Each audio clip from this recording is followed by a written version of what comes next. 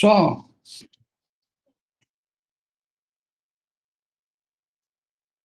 boa noite. Tudo bem com vocês? Como é que foi aí?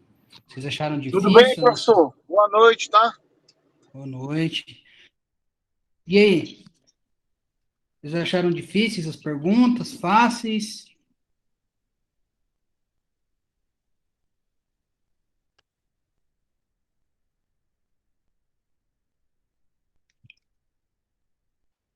Ah, professor, para mim foi tranquilo. Para mim também. Para mim também foi de boa. Beleza, que bom. Eu ainda não consegui postar as notas lá. Estou tentando corrigir tudo aí até sexta para já postar no Ava para vocês, tá? Eu até peço desculpa aí, como acabou ficando bastante coisa, porque acabou sendo, se for pegar eram 3 atividades, né? Cada atividade com 2 perguntas, e no AVA ali tem que ficar entrando uma por uma para corrigir. Então acaba tomando bastante tempo. Mas aí até sexta eu acredito que eu consiga lançar para vocês, tá? Bom, nossa aula era para ter sido sexta-feira, dia 30, mas o professor tinha um compromisso em Curitiba, aí consegui trocar com o professor Rodrigo, de psicologia, ele deu aula para vocês na sexta, e eu estou dando aula para vocês hoje, tá? Então, essa semana, vocês não terão aula de psicologia e terão 2 aulas comigo de economia.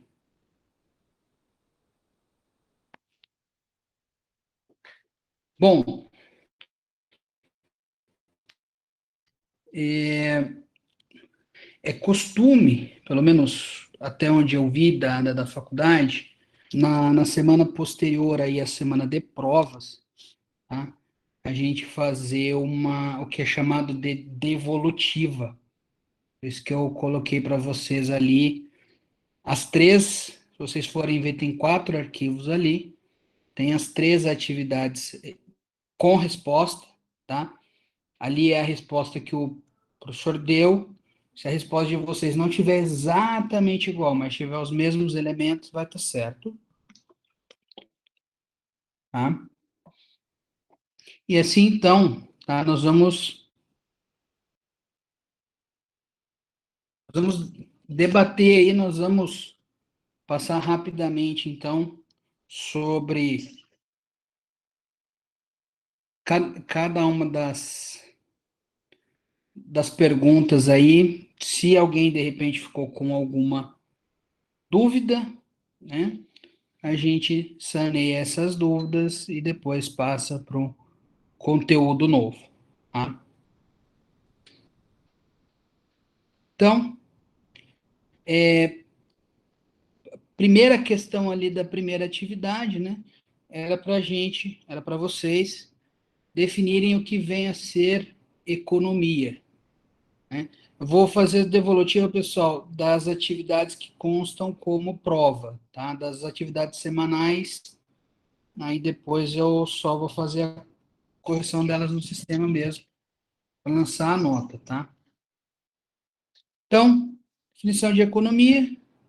A economia é uma ciência social, né, que busca estudar como é que nós alocamos os recursos, os fatores de produção, que são escassos, que são limitados, de uma forma racional, de uma forma inteligente, para otimizar e atender ao máximo das necessidades humanas que são ilimitadas, tá? Aí poderia fazer uma fundamentação rápida do que vem a ser os fatores, do que vem a ser essas necessidades, mas aí, a princípio, né, a ideia principal dessa questão era essa, podendo também aí falar, né, que o termo economia veio do grego, oiko, casa, nomos ou nomos, referencia-se a regras, né, então regras da casa, organização da casa, né? Esses então eram os pontos principais aí da nossa primeira pergunta. Tranquila, né? Nenhuma dúvida aí, nós vimos isso na aula, nós vimos depois na revisão.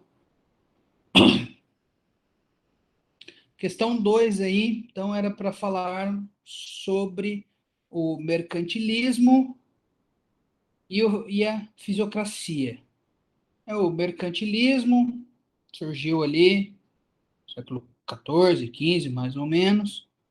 Começou primeiramente com aquela questão do metalismo, né, do acúmulo de riquezas, de metais ouro, prata, preciosos, estocando ao máximo, né, e gastando o mínimo possível para comprar coisas.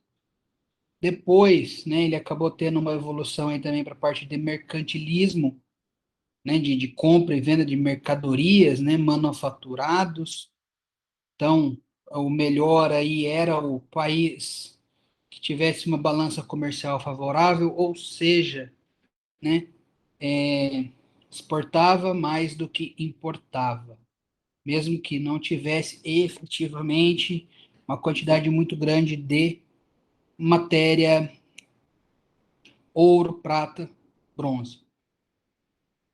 E fisiocracia, diferente de tudo isso daí, né, principalmente da questão de manufaturados, né, defendia a questão dos latifúndios, da propriedade rural, né, que todo o sustento de uma economia teria de vir da terra, né, o Estado até poderia existir, poderia controlar, desde que respeitasse e defendesse aí a propriedade, né, das pessoas que tinham a terra. Esses daí, inclusive, eram os tidos como os melhores, os maiores, né? Diferente do mercantilismo, que era quem tinha mais riqueza ou quem vendia mais. Então, a princípio, aí, então, né, dessa questão 2, então, o intuito, o viés era esse, tá? Poderia escrever um pouco mais, um pouco menos, mas aí o objetivo da pergunta era partir por esse lado, tá?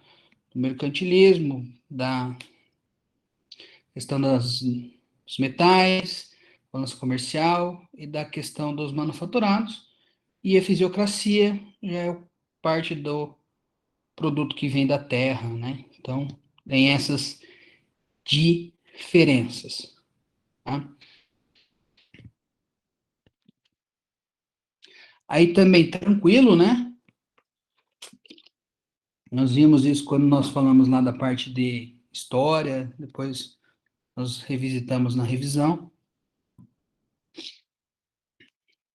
Atividade 2, questão 1, né, para falar sobre a ideia de Adam Smith, Karl Marx e Keynes. Então, Adam Smith, né, pai da economia moderna, como conhecemos hoje, né, o pai do liberalismo econômico. Então, ele prezava lá a questão da mão invisível, né, que o mercado ele se autoequilibraria, as forças do mercado, oferta e demanda, girariam até chegar num ponto de equilíbrio. Se houvesse desequilíbrio, por si só, chegaria até o equilíbrio novamente. Marx, por sua vez, né, ele teceu críticas aí porque Smith não fez uma análise tão profunda, né, quanto à questão do proletariado. Então ele buscava aí, Adam Smith acabou dizendo lá que tinha classes, né, o detentor do capital e o empregado. Aqui o Marx, ele busca eliminar essas diferenças, né, ele busca da maior vazão à mais-valia, a mão de obra do trabalhador, como ponto principal da sua teoria. E Keynes, né, ele traz aí uma análise de que nós precisamos do capital, nós precisamos do liberalismo, porém o mercado por si só ele não se gera sozinho. A principal crítica de Keynes veio ali na década de 1930, quando quebrou a Bolsa de Nova York, né, em 1929. Então ele trouxe ali uma situação diferente, distinta, né, dizendo que o capitalismo é necessário, porém, a mão invisível não é útil, então nós temos que ter algumas situações para evitar crises e nós precisamos aí do Estado. Tá? E a pergunta 2 desta atividade, que acabava tendo uma correlação muito grande, né, com essa parte, que era dos sistemas econômicos. Então, né, nós temos 3 sistemas econômicos hoje: o sistema capitalista, o sistema socialista e o sistema de economia mista. Então, nós vamos ter aí capitalismo, liberalismo, economia de mercado, teoria de Adam Smith, mão invisível, propriedade privada, os fatores de produção estão na mão dos proprietários da livre iniciativa, da propriedade privada. Sistema socialista ou economia planificada, você não fala em propriedade privada, tudo é do Estado. O Estado traça planos para verificar como é que essa economia vai gerir. Esse plano ele tem um período, vamos colocar anual ou quinquenal, mas ele tem esses períodos que o próprio Estado vai levar em consideração, vai analisar para ver o que a sociedade precisa ou não. Não havendo, então, livre iniciativa, não havendo propriedade privada, sendo tudo do Estado. E a mista leva a característica de ambos os sistemas, fazendo, então, um apanhado aí do capitalismo, né, da economia de mercado, porém, colocando aí o Estado como membro, como fiscalizador, como regulador. Tem aí, pessoal, da atividade 1, atividade 2, tranquilo, né? Alguma dúvida?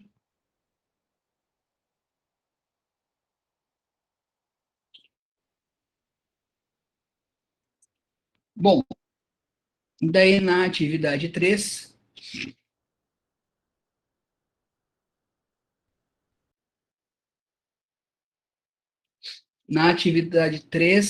daí, questão 1, questão das estruturas de mercado. Então, nós tínhamos que falar ali sobre concorrência perfeita, concorrência monopolística, monopólio, monopsônio, oligopólio e oligopsônio, traçando suas principais características, suas principais diferenças. Então, monopólio, nós temos um fornecedor, uma pessoa que vende, né? Temos várias pessoas que compram, tá? Nós vamos ter aqui, então, que essa pessoa, ela detém o poder, ela consegue negociar o preço da melhor forma para que ela tenha um lucro cada vez maior. O produto. O produto, como vai ser um produto exclusivo, nós podemos classificar ele como um produto homogêneo ou, né, colocarmos aí como um produto exclusivo, porque só ele vai estar fornecendo. Nós temos aí também, né, que nós temos uma dificuldade muito grande para quebrar esse monopólio, né, porque a empresa que detém o monopólio não quer perder essa exclusividade, todo esse poder que ela tem, então acaba tendo muitas barreiras, ou nós vamos ter aí, né, o que é chamado de monopólio natural, uma empresa, por exemplo, a Sanepar faz investimentos muito grandes, a parte de saneamento. Se alguém quiser entrar, né? Por exemplo, querer dividir com a Sanepar, vai ter que fazer o mesmo investimento que ela fez, ou um investimento similar, que não é qualquer um que vai ter esse dinheiro em cash, né? E também nós vamos ter aí monopólios legais, né, que decorram diretamente da lei. Nós temos um exemplo na Constituição lá da questão da exploração de petróleo, que é exclusiva da União, entanto que a Petrobras aí é uma empresa pública. No oligopólio, nós temos uma quantidade pequena de empresas, né, do mais, aí nós vamos ter uma quantidade pequena. Essas pessoas ainda vão ter o poder ali de barganhar, né, de disputar o preço, mas acabam deixando o preço mais ou menos igual também para que todos acabem tendo lucro, né? Ah, não vou comprar de um, vou comprar do outro, vai estar o mesmo preço, ou se tem uma variação, é uma variação muito pequena, tá? Nós vamos ter aí um produto que não vai se destacar também, não vai ter diferenciações, porque senão nós vamos gerar uma concorrência, não é isso que os detentores do oligopólio querem, eles querem continuar, então o produto vai ser homogêneo. Nós vamos ter barreiras, né, menores do que a do monopólio, mas também vamos ter o controle aí, se essas pessoas que detêm o oligopólio, elas vão deter um poder, né, então elas vão poder aí estar fazendo todas as negociações para que o preço seja o mais atrativo possível para eles, fornecedores. Nós vamos ter as situações inversas, que é o monopsônio e o oligopsônio. No monopsônio, nós vamos ter um só comprador. No oligopsônio, nós vamos ter poucos compradores, que vão acabar puxando o preço para um preço mais para baixo, né, para ser mais vantajoso para quem está comprando. O produto aí vai acabar sendo homogêneo também, porque se você não atender os interesses, né, do produto que ou um poucos consumidores querem, você não vai vender, então você acaba adequando o seu produto. Né? Concorrência monopolística e concorrência perfeita.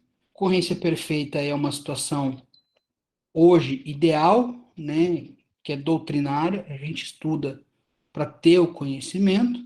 Então, nós vamos ter uma grande variedade de compradores, de vendedores, né? O produto vai ser homogêneo, todo mundo vai vender o mesmo produto. Nós vamos ter formas aí de entrar e sair desse sistema muito facilmente, de migrar de uma atividade para outra muito facilmente. Você vai ter uma transparência, ninguém vai ter poder, porque se a pessoa quiser aumentar o preço, ela vai parar de vender, então o preço vai se tornar no equilíbrio ou girando cada vez para atingir o equilíbrio. E na concorrência monopolística, a grande diferença é que o produto é um produto heterogêneo, né?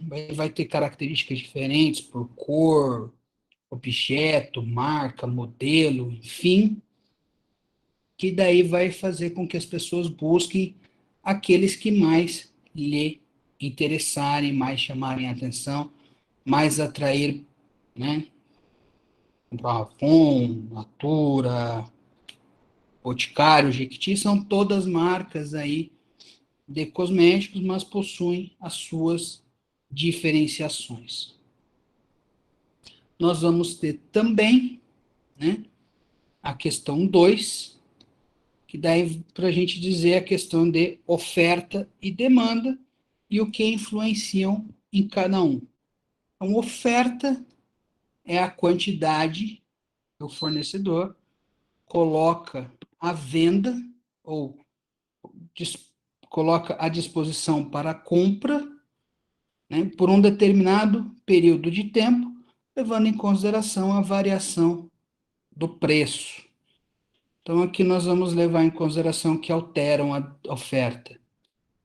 O preço do produto, aumenta o preço, aumenta a oferta, e o custo dos fatores de produção, que se diminuir, aumenta-se a oferta.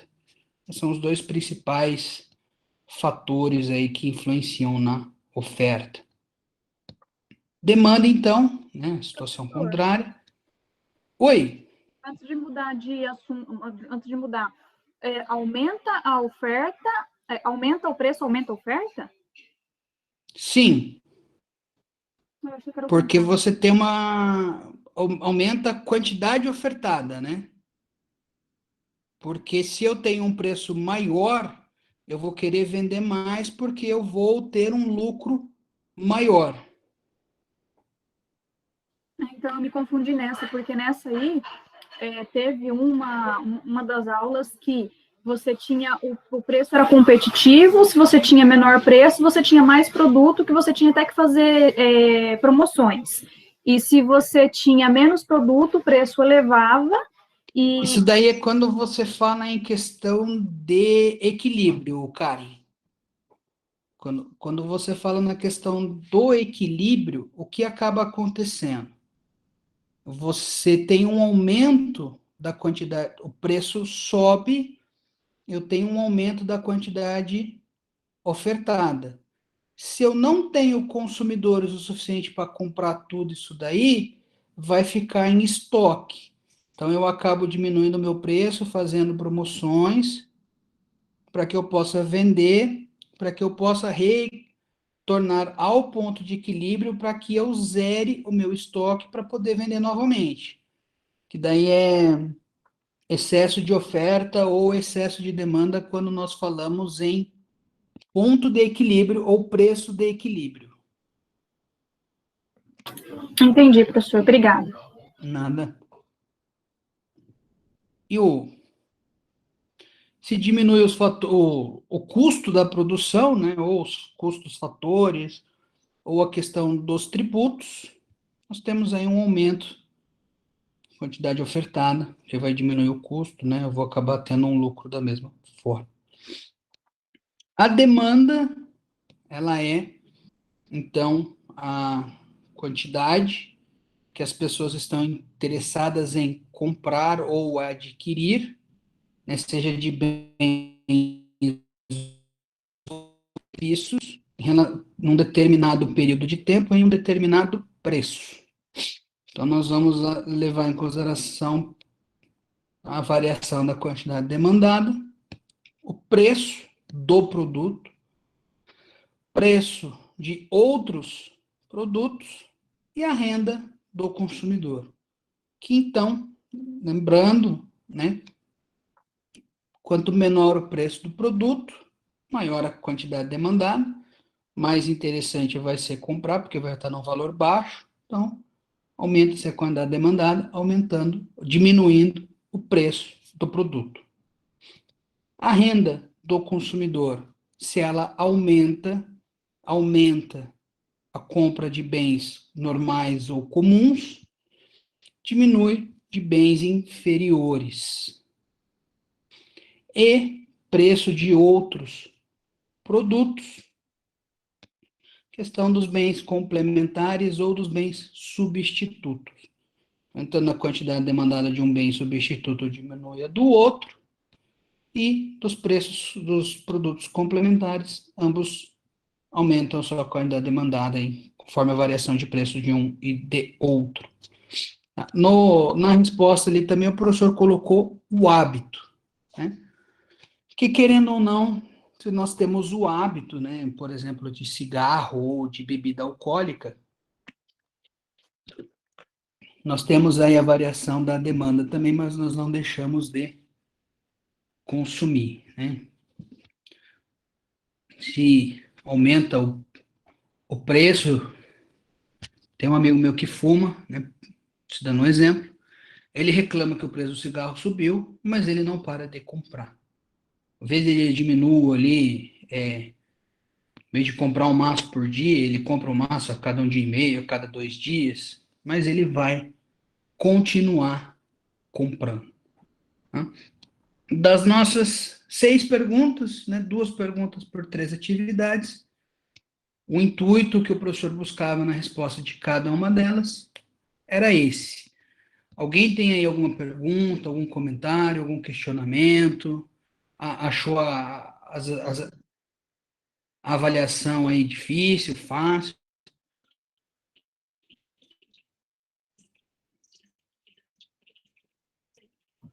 Professor, eu falo por mim, né?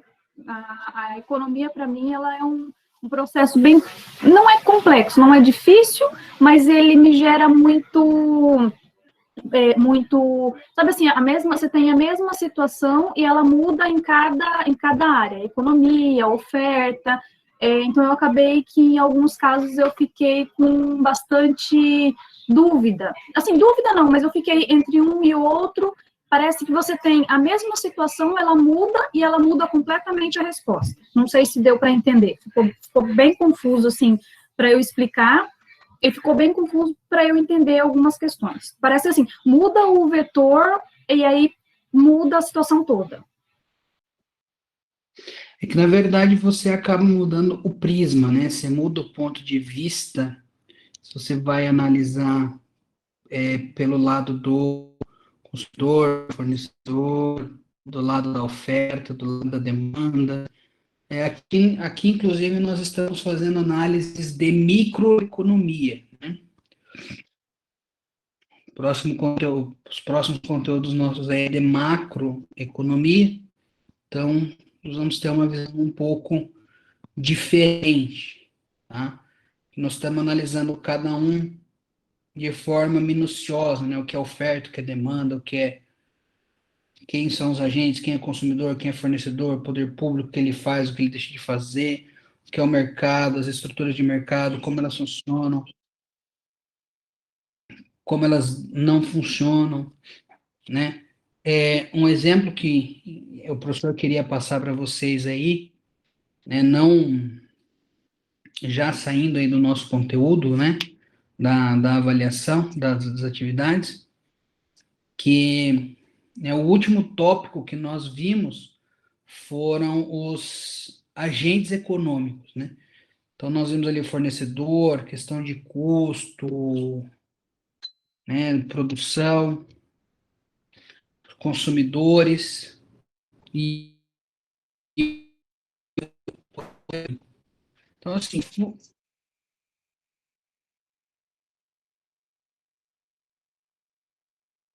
quando nós falamos, né, de fornecedor, de consumidor, até mesmo ali da parte do poder público, quando nós colocamos poder público ou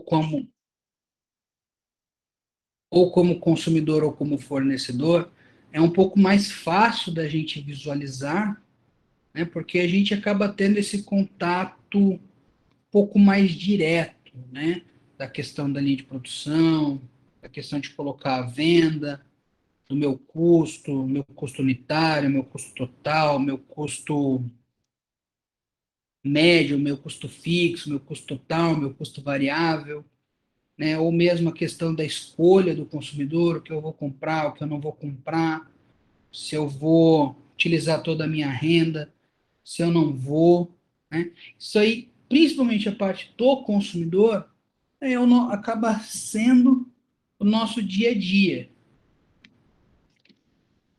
Parte do fornecedor também, né? Apesar da gente não ter tanto conhecimento, né, e não precisar, não aprofundar tanto aqui a questão da teoria da produção, dos custos, etc., fica claro aí que a gente acaba tendo, né, igual questão da promoção, né, a gente vira e mexe e vê uma promoção, questão dos pontos de equilíbrio, né, como funciona uma concorrência. O grande detalhe que eu queria trazer para vocês, né, que eu acho interessante, é quando nós falamos do poder público, principalmente com o poder público fiscalizador ou regulador da atividade econômica. É porque o poder público, como comprador, como consumidor, ele vai comprar insumos de escritório para a parte administrativa funcionar, ele vai comprar medicamentos para dar para a população, né, ele vai contratar serviços para alguém fazer uma rodovia, por exemplo. Né, a questão do fornecedor também é fácil. Nós temos aí Petrobras, que é fornecedora, nós temos Caixa Econômica, Banco do Brasil, Sanepar, Copel. Então, acaba sendo um pouco mais fácil da gente visualizar essas questões. Tá? Então, assim, o grande detalhe que eu queria trazer hoje é dessa parte dele fiscalizar e regulamentar. Tá? Então, nós temos leis, tá? Tanto a nível federal, quanto a nível estadual, quanto municipal, que permite essa fiscalização ou essa regulamentação. Ah, professor, mas como funciona essa fiscalização? Então, ou essa regulamentação?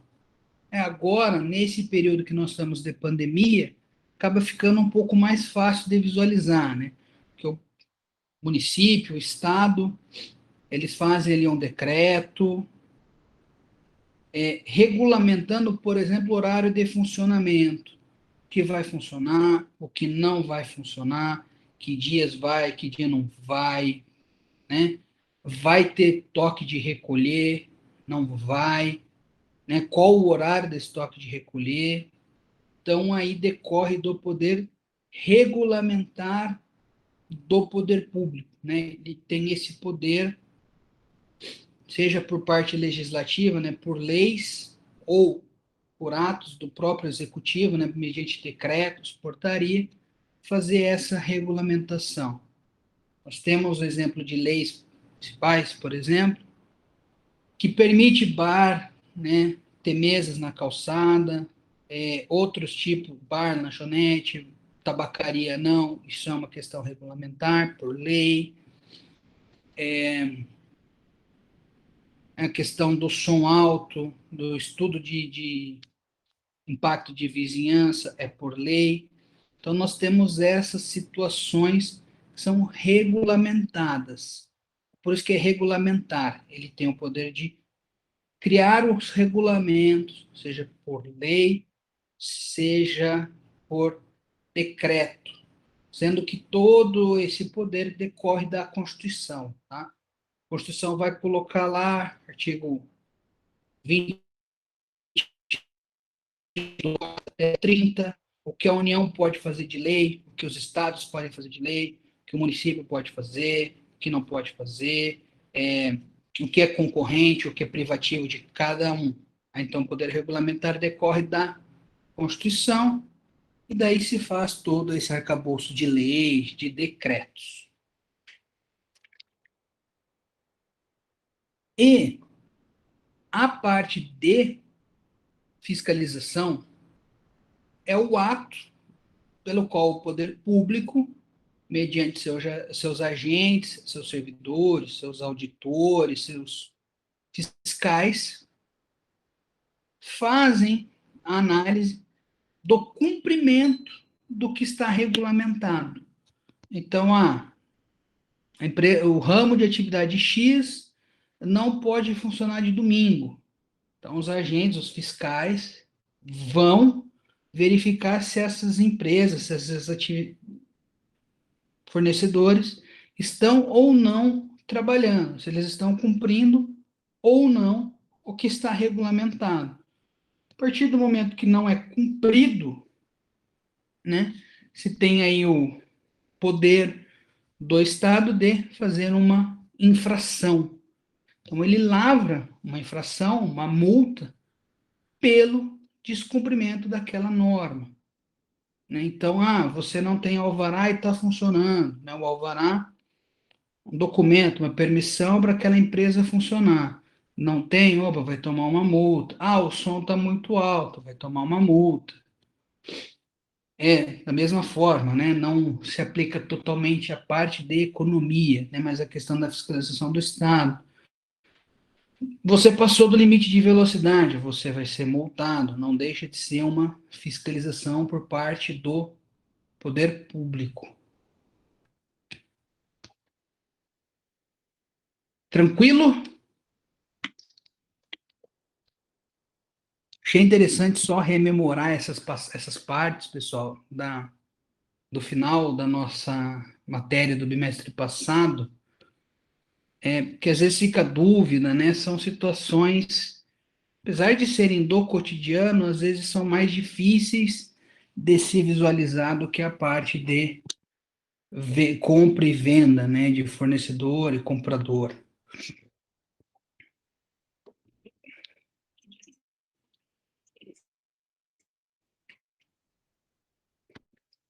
Aqui, alguém tem alguma pergunta, algum comentário, algum questionamento? Quer Professor, fazer alguma ponderação?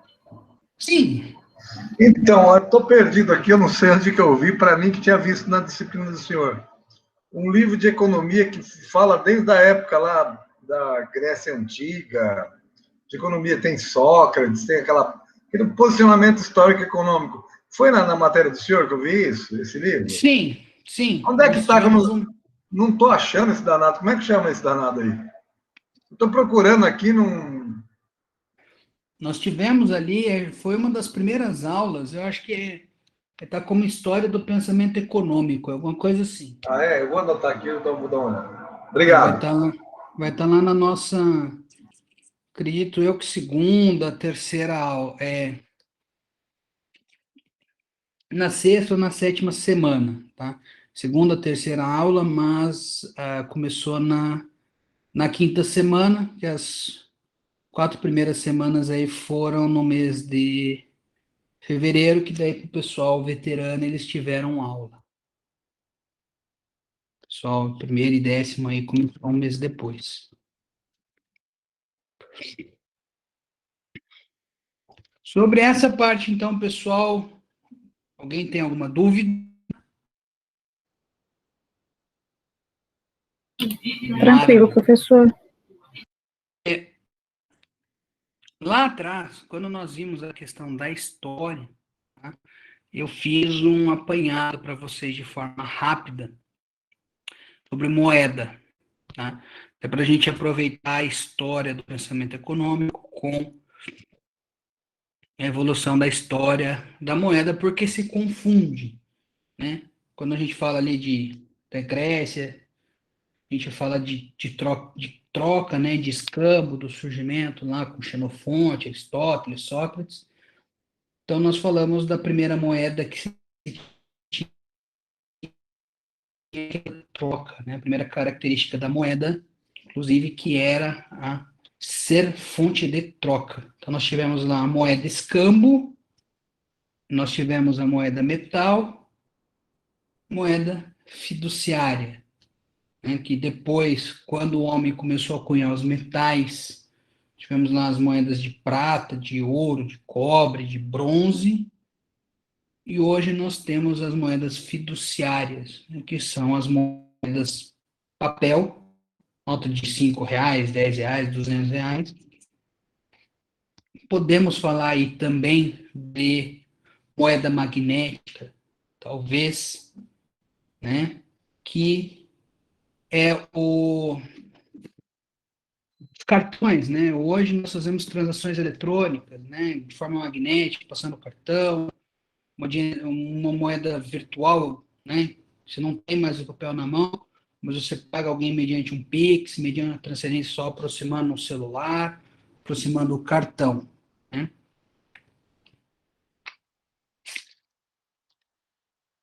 Aí, tá? Então nós vamos ter a primeira característica importante da moeda, tá? Que é, o professor colocou um material para vocês ali sobre moeda, tá? É o último material nosso ali. Essa característica de troca. Nós também vamos ter a moeda como uma unidade de conta. Ah, quanto custa isso? R$ 10, R$ 20, R$ 50.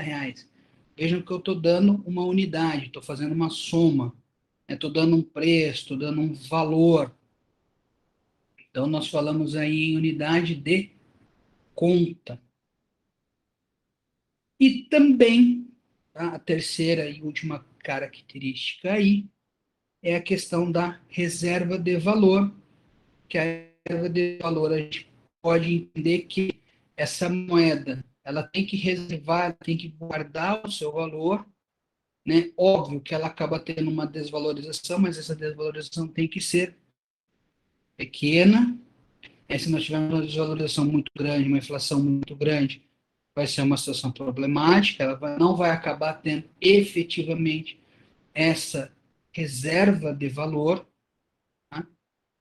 E também nós podemos colocar aqui nessa questão da reserva de valor que eu posso poupar, né? Eu posso guardar uma parte desse valor, tá?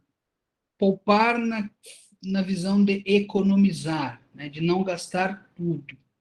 Aí nós podemos ter a questão da poupança, efetivamente, né? Que é uma instituição, é um serviço prestado pela instituição financeira, né?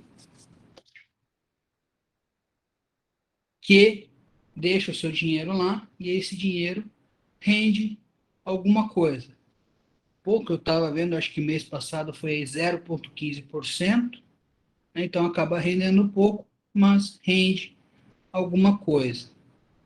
Ah, professor, mas aí eu posso fazer outros investimentos com essa minha poupança. Posso.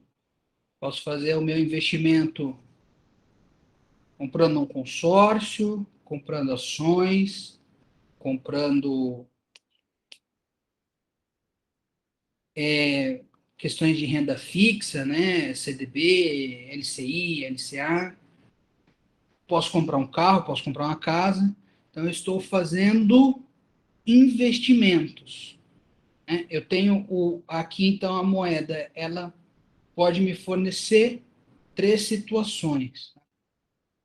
O meu consumo, que é aquilo que eu vou gastar para saciar as minhas necessidades. A poupança, que é aquilo que eu vou deixar de gastar, e vou ter o meu viés de investimento. Eu posso gastar, posso poupar, mas estou fazendo um investimento para o futuro. Tá? Aqui, nós entramos, então, no ponto, tá, de liquidez. Ah, professor, mas o que é liquidez? Liquidez é a facilidade que eu tenho de utilizar determinado bem para a troca. Por que eu vou falar em troca? Porque quando eu tinha uma moeda, eu tinha o meu feijão, o meu arroz, a soja, mas eu tinha a minha moeda. Depois eu passei a ter o ouro, a prata, depois passei a ter o real, o dólar, né? Então, eu tenho a minha liquidez. Quanto mais líquido, mais fácil de transformar em mercadoria ou em dinheiro. Ah, então eu recebi o meu salário, né? A faculdade me pagou, eu estou com o meu salário lá. Quanto esse dinheiro está na minha conta, ele tem uma alta liquidez. Por quê? Porque eu tenho esse dinheiro rápido. Se eu precisar de 10, 20 reais agora, eu tenho ele. Posso ter na minha carteira, posso ter na minha conta bancária, mas eu tenho, ele está líquido. Ah, professor, mas eu tenho aqui um CDB que eu posso levantar a cada 30 dias. Ó, veja que a minha liquidez aqui é menor do que eu ter o meu dinheiro na conta. Por quê? Porque só vou poder. Ah, eu pedi para levantar o dinheiro daquele CDB, né, daquela minha aplicação, mas ele só vai estar na minha conta daqui 30 dias.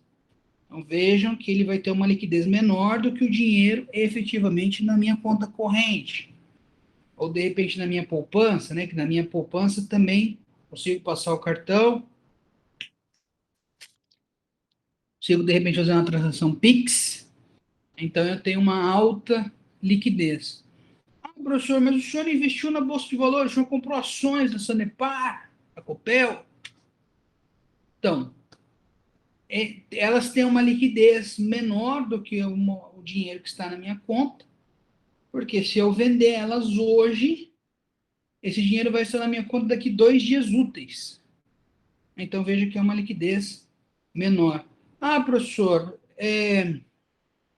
aconteceu um acidente, eu fiquei doente, precisei de dinheiro e não tinha todo o dinheiro na minha conta. Mas aí, né? Eu vendi as ações, consegui ali aquele dinheiro depois de 2 dias, mas eu não consegui todo o dinheiro mesmo assim. O que eu faço? Bom, eu tenho um carro. Eu vou colocar meu carro à venda. Quanto tempo eu demoro para vender esse carro? Então, se meu carro vale ali 50, 60 mil reais, vale. Ele tem esse valor, mas eu consigo transformar ele nesse valor de uma forma rápida. Aí depender. Às vezes eu estou vendendo o carro a um preço muito barato para conseguir ter o dinheiro logo. Então, se ele vale 50, eu estou vendendo 35. Mas se eu for vender 50, 60, eu posso demorar dias, semanas, meses para vender esse carro. A mesma coisa, uma casa. Então, eu tenho a casa, eu preciso vender, né? Quanto mais tempo demorar para vender, quanto mais tempo eu demorar para transformar minhas posses, meus bens móveis ou imóveis em dinheiro, em moeda, menor vai ser a sua liquidez. Então, essa é uma característica intrínseca da moeda, tá? A moeda ela tem toda essa estrutura, tá? Essa é o fundamento principal da moeda, para ter moeda, né? A gente vai falar nessa questão da liquidez. Lembrando que para eu poder chamar de moeda, eu tenho que ter os outros três fundamentos que eu falei: servir como troca, ter reserva de valor e ser uma unidade de conta.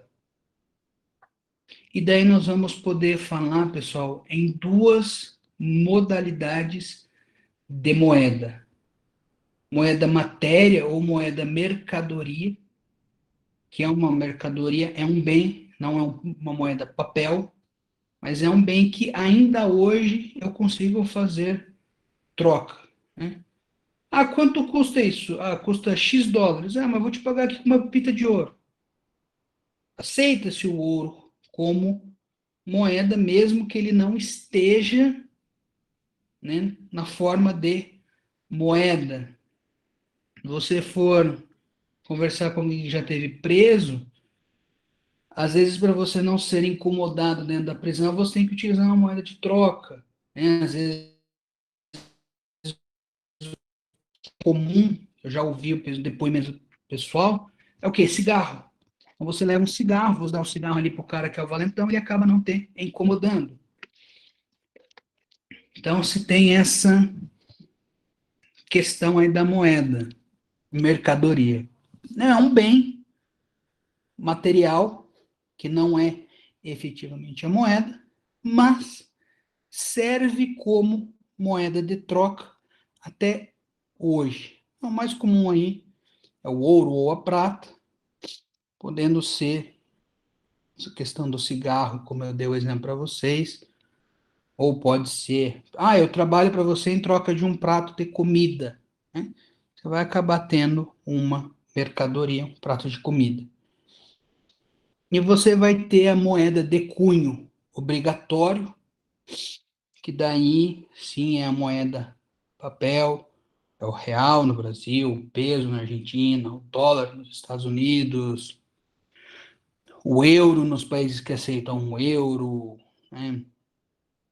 Ah, professor, mas nós temos todas essas moedas aqui, por que que eu sou obrigado a usar o real? Bom, eu sou obrigado a usar o real porque ela é a moeda oficial do Brasil. Por isso que ele fala em cunho obrigatório. Decorre da lei, decorre da Constituição, o uso obrigatório de uma determinada moeda. Ah, professor, mas eu sou de fora, né? Moro nos Estados Unidos, vindo para o Brasil, vou pagar as coisas em dólar. Você até consegue pagar em dólar, mas a pessoa ali vai acabar obrigatoriamente tendo que fazer a conversão para você em reais. Mesma forma, tá? Você faz a compra na Argentina, eles colocam lá o valor para você em dólar, pesos argentinos em real. No Paraguai, eles fazem lá a conversão para o Guarani, para o dólar, para o real. Então, sempre se utiliza da moeda obrigatória, da moeda de cunho legal, de cunho obrigatório, daquele determinado país imposta, né, uma situação imposta, obrigatória pela lei, e de controle daí das instituições que dominam o sistema financeiro, seja Banco Central, entre outras instituições.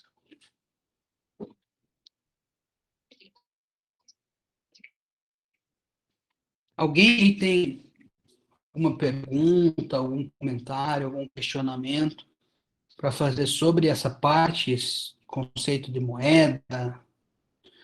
Eu lembro que alguém tinha me questionado uma vez sobre criptomoeda. Tá? Eu dei uma pesquisada aí, e nenhuma obra, até de repente por ser, ser mais novo, não há qualquer menção sobre as criptomoedas, tá? Bitcoin, entre outras criptomoedas. Bitcoin, pelo menos, é a mais famosa, a mais conhecida, tá? Porém, tá? Aí tem que se analisar se essas criptomoedas elas possuem essas três situações, tá? Aí não sei se ela preencheria todos esses requisitos aí que doutrina, né, os escritores colocam que a moeda tem que ter. Alguém tem algum questionamento, algum comentário?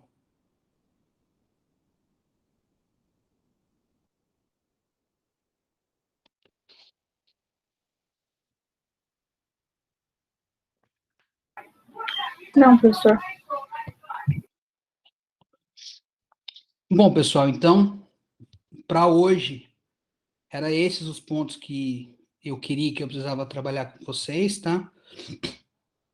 Para algumas arestazinhas aí na questão lá do poder público, essas questões da moeda que tinha visto que tinha ficado algumas coisas pendentes, e fazer a devolutiva da prova para vocês. Então, aí não havendo questionamentos, nada, a gente encerra a aula. Uma boa noite a todos e aí até a nossa próxima aula, que é sexta-feira agora. Boa noite, até mais, pessoal. Boa noite. Beleza, professor. Tchau, tchau. Tchau, tchau. Obrigada. Professor.